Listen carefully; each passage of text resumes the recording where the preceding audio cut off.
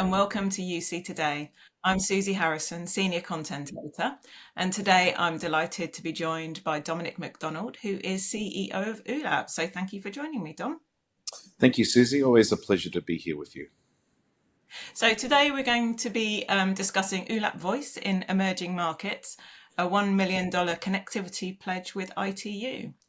And I will just start by highlighting before we have our conversation that we will use the abbreviation ASEAN, which stands for the Association of Southeast Asian Nations and is a political and economic union of 10 states in Southeast Asia.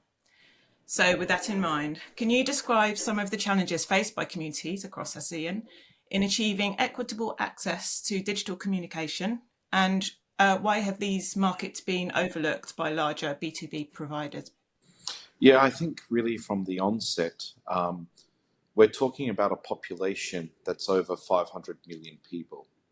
So it's got this dramatic emerging middle class where the average age is around 23, 24 years old. So there's just so much excitement, but there's also a lack of maturity compared to their Western brethren in terms of, adaptation and use, but there's also advancement in other uses of technology and the like. But I really think, to sort of give you an example, in one of the geographies of the ASEAN, and basically, as you could point it out, the ASEAN is like the Asian version of the EU, if I can describe it like that. In one of the geographies, population over 100 million people, and 30% of people don't have electricity or running water, as an example. However, that 1% wealth combined is much larger than most European nations. So, there's this huge divide, but there's also this huge hunger for these, equitable solutions. And I think also as part of, being a sector member of the International Telecommunications Union, I think it's just really, really important that, these opportunities come, which are just standard in the established economies for this technology. And so how does ULAP adapt its global communication solutions like ULAP Voice to meet the unique demands of this sort of underserved and niche markets across the ASEAN? And what expertise do you feel is required to balance local needs with the global standards? Yeah, and I think just before we get that, I want to talk about one interesting use case that we've deployed. So we have a customer in the oil and gas sector, very reputable, well-respected brand, pretty much a household name. For their power users, they're using Microsoft Teams as an example. But for the users who are not the power users, we've integrated our platform to be able to talk to Microsoft Teams. So we've been able to build a bridge where we can do internal dialing between the two systems.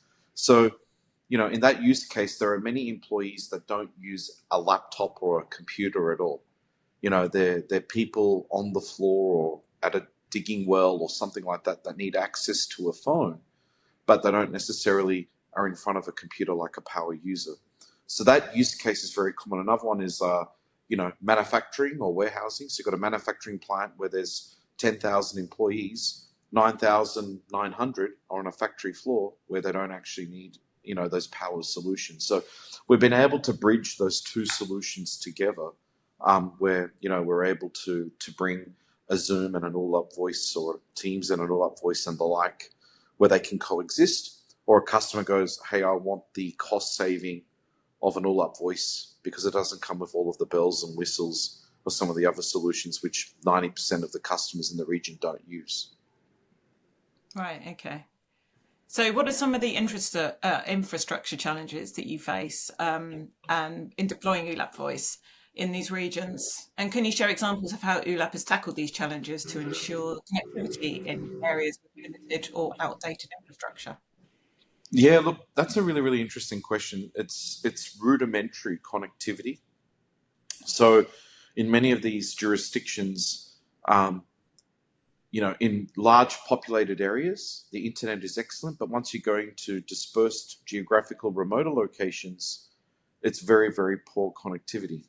So what ULAP's expertise or experience is, regardless of how remote or how central, we can give constant supply or continued connectivity across through.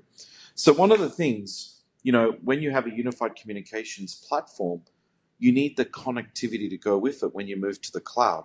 Otherwise, these legacy on-prem solutions are very, very robust and reliable. So you need to be able to bring that robust and reliability across. So, with some of our other partners, like with Zoom as an example, we have bilateral peering with them where we go, hey, now you've got the product. Do you want to Zoom as if you're in the room? And we very much still have that.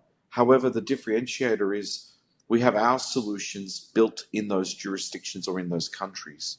So one of the key differentiator is that we're able to rapidly expand our solution across all of these countries across this region. Just because you've got a central database in Singapore or Tokyo or one other centralized location doesn't mean the throughput or the connectivity will go out to that local jurisdiction. So we've just got the skills to roll it out into these difficult economies. And it's not limited to the ASEAN. We go beyond to other jurisdictions as well. It's just that we've put a lot of focus with the International Telecommunications Union around the ASEAN.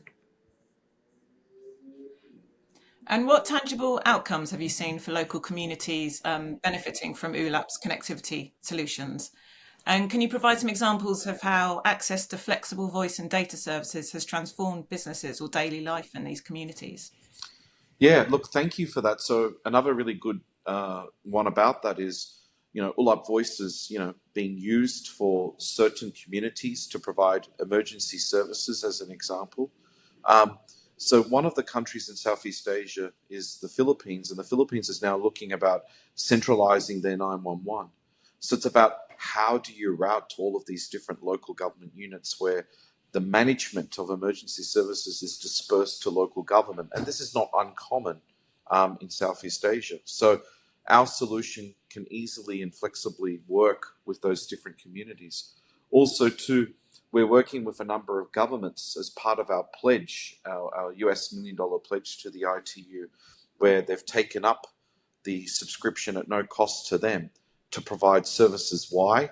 The ISDN turnoff is now finally reaching the ASEAN. It's been in the UK, Australia, and the US for a number of years where E1T1s or ISDN services have been terminated. That has now just reached this part of the world.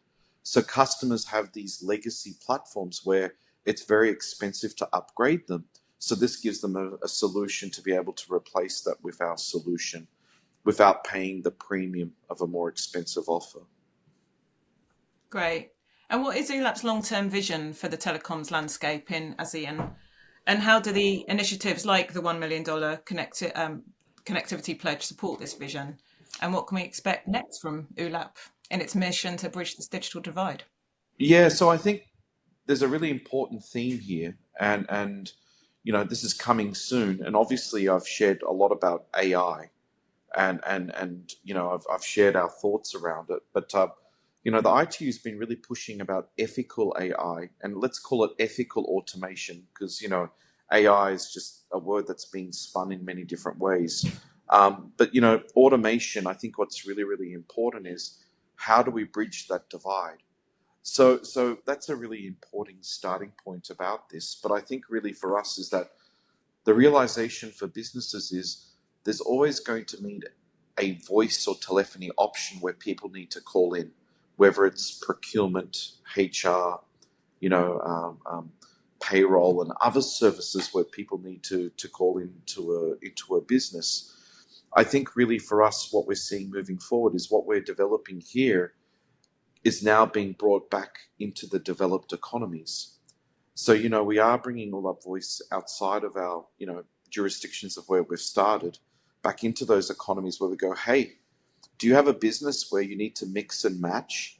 And that's where ULAP, with our session border control as a service connected all together, really gives that ultimate flexibility to customers. One of the ones I've mentioned previously is, we've built our own 5G core.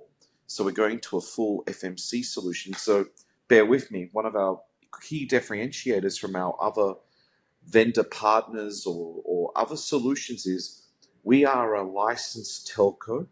We are a vendor of telecommunications software solutions. and we also resell other people's solutions. So when you combine all of that combined, we have the ingredients to provide a turnkey solution to multinational organizations where we go, hey, we can provide you a single solution across all of these territories. So with our 5G core, with our interconnects with global tier one providers and everything else we're doing, we'll now be able to go back to our multinational customers and say, based on this ASEAN experience and what we've done in these challenging economies, we can bring that experience across to the home jurisdictions. Great. Well, thank you for joining me today, Don, to discuss this, and we really look forward to continuing to hear about your journey. And thank you to our viewers for watching. If you enjoyed this video, please do like and subscribe to the channel. And of course, you can keep an eye on uctoday.com for more stories like these. So thank you, Dom, and thank you to our viewers for watching today. Thank you.